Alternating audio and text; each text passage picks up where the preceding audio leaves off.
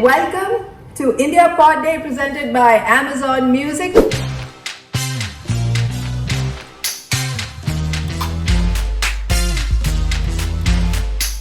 We are honored to have a panel of experts from the industry talk about the past, present, and future of podcasting. Really pleased to moderate this panel today where we're going to be talking about the past, present, and future of podcasting. When we started, the idea started from kids, and then of course we moved to having a show for parents as well, because it literally became like a play date for parents versus a play date for kids. So juggling between the two shows, and I can show the dichotomy that exists there. Kids has always been binge consumption, so the parent will play it one after the other, and I mean it's I think a format that you see on YouTube as well, where kids kind of binge watch and binge listen together.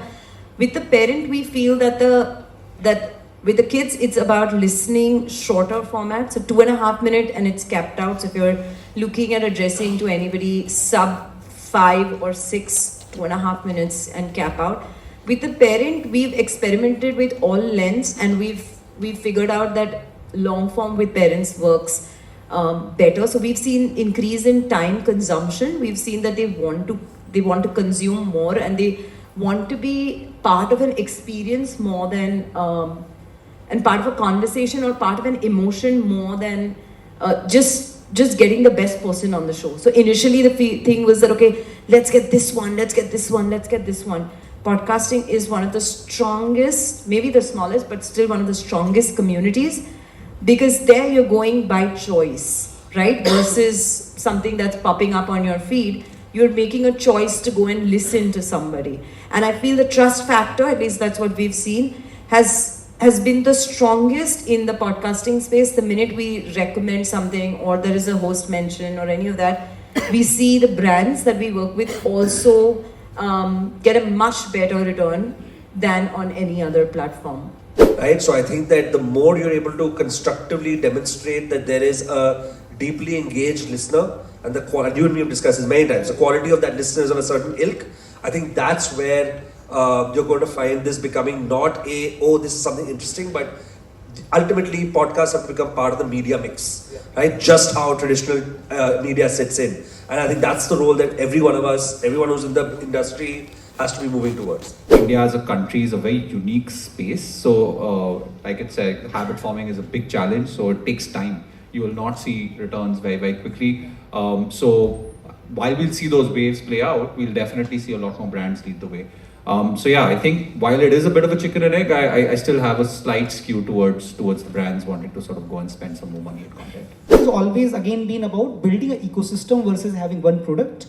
So the thought process was that if you, for example, let's say publish a book and which, let's say, I as a reader really relate with. Now I have questions that I want to understand about the background of that book. I think podcasting is a great medium to be able to do that, where you can have those interaction to kind of build on top of what is already existing in a book, or vice versa. Let's say I do a podcast, Habit Coach, for example. Now, once I have done 50 shows, it makes a lot of sense that I can get those 50 shows condensed and put it into a book form where people who are not as interested into listening, but they are interested into reading, can still get the same learnings from it.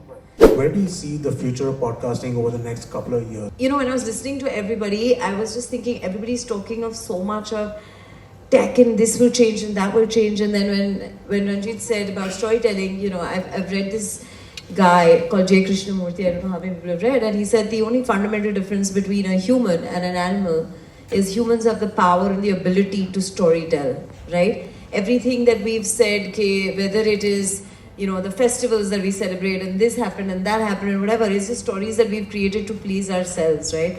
So I just feel that whichever format, how much ever time, whatever phase, whatever technology we use, as far as you have the ability to storytell uniquely and build that emotional connect, whether it's through your voice, whether it's through your content, whether it's through your, whether it's through your anecdotes, whatever it may be, you will still be able to be in that future. I think all of us, as even people who are sitting here or people who are creating, I think we're all questioning, and I know this looms over a lot of people, that the relevance of what you do today will be is what drives a lot of people, right? So I think one, the ability to stay relevant will be how beautifully you can continue to storytell, coming back to his point on writers. The second will be that no matter the scale that you may look at, and I'll talk from my perspective, we are a very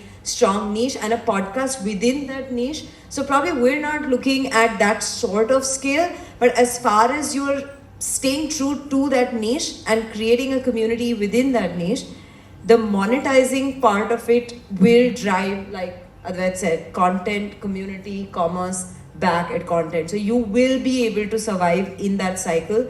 And the third is the community that you've created. Can you get them to help you keep being in that cycle, right?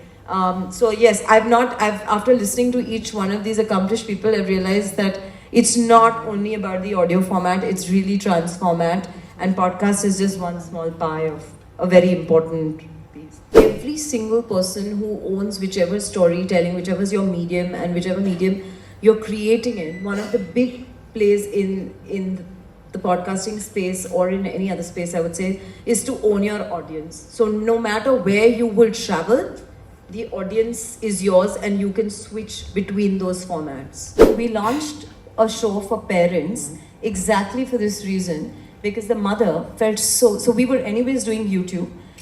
We kind of said that we must do audio because the woman of the house feels so guilty looking at YouTube because she's taking, she's not co-doing, she's not multitasking. Right. It's time exclusive to herself and she cannot afford that. Oh. So if she can listen to audio while cooking, while cleaning, while keeping ghar ka kapda, whatever, however domestic that may sound, but she's still doing that.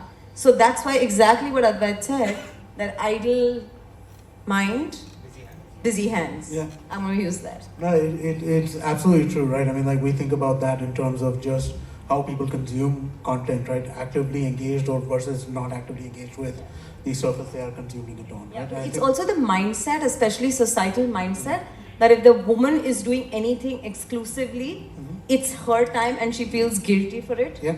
Is so much pressure on her, right, that if she's doing two things, she'll feel less guilty. Interesting. For parenting tips, celebrity interviews, recipes, conversations with experts, DIYs, and lots more.